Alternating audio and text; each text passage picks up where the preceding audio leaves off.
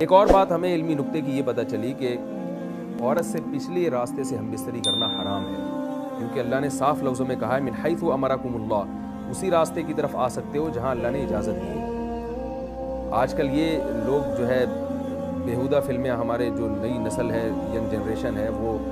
Europe اور امریکہ سے جو گندی فحش فلمیں آتی ہیں ان کو دیکھ دیکھ کے فطرت کے راستے سے ہٹتے چلے جا رہے ہیں۔ ایک روایت میں ہے ملعون من اتی امرأتہ فی دبرہا، آپ صلی اللہ علیہ وسلم نے فرمایا اس شخص پر اللہ کی لعنت ہے جو اپنی عورت سے پچھلے راستے سے ہم بستری کرے۔ تو یہ بات خوب یاد رکھیں کہ حدیث سے بھی منع ہے، اجماع امت سے بھی اس کی حرمت ثابت ہے، اور قرآن کی اس آیت سے بھی۔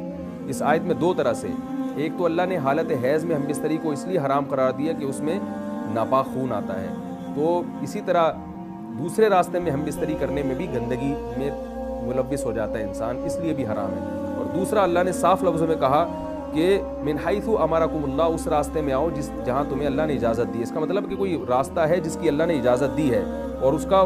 حرص کے لفظ میں اس کی طرف اشارہ کر دیا کہ وہ راستہ ہے جس سے بچے کی ولادت ہوتی ہے، وہ راستہ جو ولادت کا ذریعہ بنتا ہے۔ اس کے علاوہ کسی اور راستے کی طرف آنے کی ہمیں اجازت نہیں ہے، اس پہ قرآن نے پابندی لگائی ہے، اور اس پر پوری امت کا اجماع ہے۔